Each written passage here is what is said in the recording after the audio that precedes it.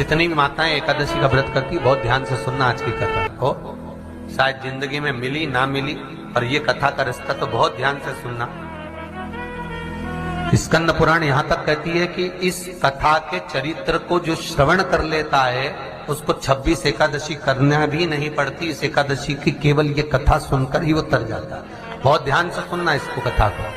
एकादशी के दिन जब आप जल शंकर को चढ़ाने तो रोज ही जाते हैं। जब एकादशी का दिन रहे और शंकर जी के मंदिर में आप जल समर्पित करें तो 3 बार मुख से स्वधा स्वधा स्वधा या स्वधा स्तोत्र का पाठ, जिसमें 12 श्लोक 2-4 हैं। पैसा तो आ रहा है पर घर में टिक नहीं रहा। डॉक्टर में, पुलिस में, एक्सीडेंट आदि में, कहीं गलत जगह पर, व्यसन में अगर पैसा जा रहा है, जुए में, मांसाहार, मदिरा पान, या कहीं आया पैसा आने में कमी नहीं, आ रहा है पर टिक नहीं रहा, रुक नहीं रहा। कोई मांगने आ गया, दे दिया, फिर वहां से अपने पास नहीं आ रहा, अपन कह रहे हैं भैया हमारा पैसा लौटा दो, नहीं आ रहा। तो महाराज शिव महापुराण की कथा कहती है एकादशी के दिन गंगा के जल में मात्र 7 बेलपत्री डालकर जो नंदीश्वर भगवान अर्थात जो शंकर जी के शिवलिंग के सामने नंदी होता है, उस नंदी के चरण पर गंगा का जल चढ़ाकर बेलपत्री शिव पर समर्पित कर देता है, उसके घर में रुपया रुकना चालू हो जाता है। फिर वो गलत जगह पर नहीं जाता, गलत स्थान पर वो धन जाएगा ही नहीं। तूने स्वीकार किया, मांग तुझे क्या चाहिए। एकादशी ने भगवान विष्णु से कहा, नाथ प्रभु वर दे दो, मृत्यु लोक में जो मनुष्य मेरा व्रत करेगा, चाहे जलचर, थलचर, वायुचर या सांसारिक मनुष्य, मेरा अगर एकादशी का व्रत करेगा प्रभु, उसके यहां धन धान्य वैभव सुख संपदा बढ़ेगी और उस जीवात्मा को नरक नहीं भोगना पड़ेगा, सीधे बैकुंठ का उसको वास मिलेगा। जब जीव आत्मा को लेकर चला जाएगा, यम के दूत जब बंदी बनाकर ले जा रहे होंगे उस जीवात्मा को जिसके प्राण छूटे होंगे, यम के दूत जब बंदी बनाकर ले जा रहे होंगे, तब मुझे वर दो कि मैं इसका हाथ पकड़कर बेतन्नी से पार उतार कर सारे नरकों से निकालती हुई आपके धाम में लेकर आऊं। भगवान ने वर दे दिया, तथास्तु। हे एकादशी सुनो, मृत्यु लोक का मनुष्य अन्न का त्याग कर कर, क्योंकि अन्न में एकादशी के दिन पाप पुरुष रहता है, अन्न का त्याग कर कर एकादशी के दिन जो मनुष्य तुम्हारा व्रत धारण करेगा, उस व्रत को करेगा और उस व्रत को धारण करेगा, उसकी मनोकामना पूर्ण होकर वो मेरे ही धाम को जाएगा। ये तो हुआ एकादशी के जन्म की कथा। एकादशी के दिन गंगा के जल में मात्र 7 बेलपत्री डालकर जो नंदीश्वर भगवान अर्थात जो शंकर जी के शिवलिंग के सामने नंदी होता है, उस नंदी के चरण पर गंगा का जल चढ़ाकर बेलपत्री शिव पर समर्पित कर देता है, उसके घर में रुपया रुकना चालू हो जाता है। फिर वो गलत जगह पर नहीं जाता, गलत स्थान पर वो धन जाएगा ही नहीं। बेटा अगर व्यसन में पड़ा हुआ है, मदिरा पान में पड़ा हुआ है, मांसाहार में, जुए आदि में जा रहा है, तुम्हें लग रहा है कि मेरा बेटा गलत मार्ग पर जा रहा है, ये मित्र दोस्ती गलत हो रही है, वो सही जगह पर आ जाए। करना है एकादशी। कई लोग इसको धन के लिए भी करते हैं, संपदा के लिए। संपदा के लिए अर्थात जिसका व्यापार नहीं चलता, जिसके घर में पैसा नहीं आता, या नौकरी नहीं लग रही, या सर्विस नहीं लग रही, आप अप्लाई कर रहे हो, जगह जगह जाकर इंटरव्यू भी दे रहे हो और पैसा नहीं आता, तो उसके लिए भी प्रयास किया जाता है। पर उसके लिए यहाँ पर जो धन के लिए करते हैं, उसके लिए विष्णुपदी के लिए करते हैं। मतलब जैसे गंगा के जल में तुलसी के 11 पत्ते डाले जाते हैं और उसको किसी भी नारायण के मंदिर में, राम कृष्ण शिव शंकर नहीं, राम कृष्ण भगवान विष्णु दत्त आदि जितने नारायण के मंदिर हैं, उस मंदिर में किसी भी पात्र में, एक छोटे से पात्र में उसको भर कर रखी जाते हैं महाराज। उससे भी जॉब, सर्विस, नौकरी में सफलता प्राप्त हो जाती है। परंतु वो भी एकादशी को ही होता है। कुछ देर तक पात्र को रखा जाता है, फिर वही पात्र का जल किसी भी वृक्ष के नीचे डाल दिया जाता है, उससे भी नौकरी के लिए फायदा मिलता है। गंगा का जल कोई साधारण नहीं। दशमी, एकादशी और द्वादशी, इन 3 तिथियों पर एक रोटी में थोड़ा सा मीठा रखकर सोमक पितृ का नाम लेकर यदि गाय को खिला दिया जाता है तो अगर कोई पूर्वज प्रेत योनि में भी पड़ा हुआ होता है, भटक रहा होता है, जिसको पिंड नहीं मिला, जो अचानक मर गया होता है, अधोगति में चले गया होता है, उस जीव की मुक्ति दशमी, एकादशी और द्वादशी 3 दिन सोमक पितृ का नाम लेकर रोटी में, पूड़ी में मीठा रखकर अगर गाय को खिला दिया जाता है ये 3 दिन तक, तो वो पितृ कभी भटकते नहीं है, उनको मुक्ति प्राप्त हो जाती है मोक्ष में। नहीं, एकादशी है कौन? क्यों इसकी इतनी प्रधानता है? क्यों इसकी पुण्यता है? ऐसा क्या है एकादशी में जो इसकी पुण्यता मानी जाए? कौन है ये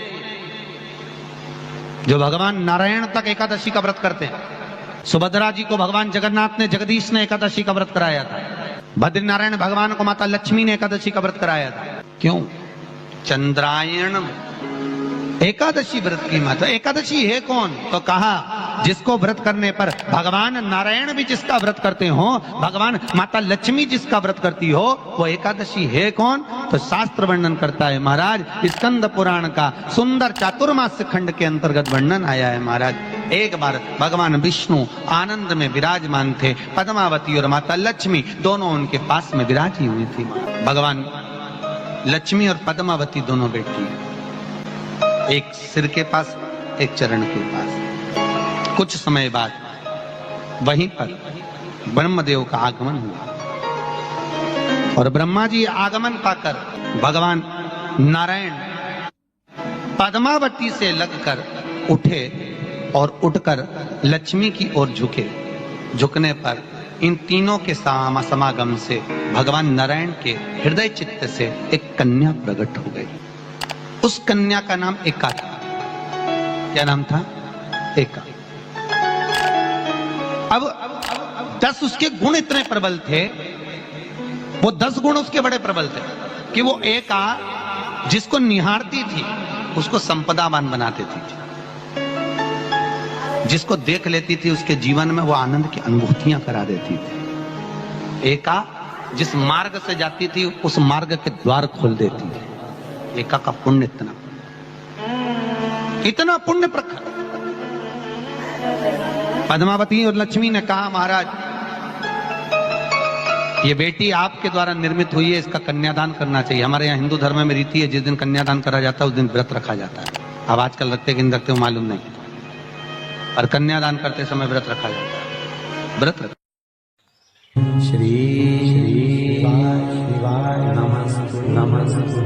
एकादशी के दिन कभी कभी तुम बद्रीनाथ चले जाओ, एकादशी के दिन तुम द्वारका चले जाओ, एकादशी के दिन तुम तिरुपति चले जाओ, एकादशी के दिन तुम जगन्नाथ चले जाओ, एकादशी के दिन तुम तुम्हारी मर्जी पड़े भगवान के किसी धाम में चले जाओ और भगवान को भोग लगाओ और उनकी थाली को झांक कर देखना, उसमें चावल जरूर मिलेगा। उसमें ऐसा नहीं है कि चावल नहीं मिलेगा। बद्रीनारायण में भगवान को चावल का भोग लगा हुआ मिलेगा, द्वारका में चावल का भोग लगा हुआ मिलेगा, आपको जगन्नाथ में चावल का भोग लगा हुआ मिलेगा, तिरुपति में मिलेगा, द्वारकाधीश में मिलेगा, नाथद्वारा में मिलेगा, सांवरिया सेठ में मिलेगा, काकरोली जी में मिलेगा। आप जहां जाओगे वहां पर एकादशी के दिन भगवान को चावल आएगा, क्योंकि भगवान के लिए परहेज नहीं है।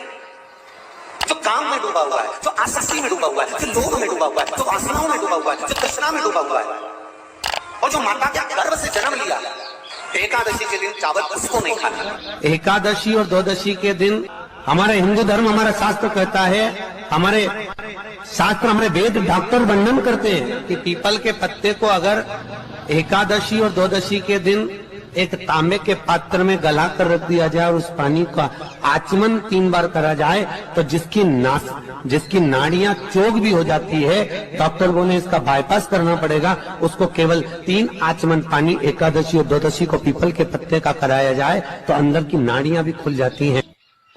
भगवान का एक नाम है अघोर। ब्रह्मा जी को दर्शन दिया, अघोर मतलब सिद्ध नाम। और बहुत ध्यान से सुनना भाई, बहुत प्रयास कर लिया आपने, कामना सिद्ध नहीं हो रही। 1 लोटा जल, एक जल का पात्र लीजिए, उस जल के पात्र को लेकर उसमें थोड़ा सा लाल चंदन डालकर बेलपत्री के वृक्ष के नीचे और देवादिदेव महादेव को चढ़ाना प्रारंभ करें। उसके बाद में एक लोटा जल स्वच्छ फिर शिव जी को श्री शिवाय नमस्तुभ्यं हम बोलकर आपकी कामना कहकर भगवान शिव पर अघोरेश्वर महादेव का नाम लेकर आप चढ़ाना प्रारंभ करिए। बाबा आपका कार्य 3 महीने के अंदर पूर्ण कर देगा, सफल। बेलपत्र होते हैं, उसकी इसको छेद तो करते नहीं है सुई से, बेलपत्र की डंडी को बांधते जाओ 108 बेलपत्र की माला बना लो और माला बनाकर भगवान शंकर के गले में शंकर के शिवलिंग को जो चढ़ा देता है उसकी मनोकामना भगवान शंकर पूरी कर दे। 108 बेलपत्र की माला बनाकर शंकर भगवान को समर्पित करी जाती है।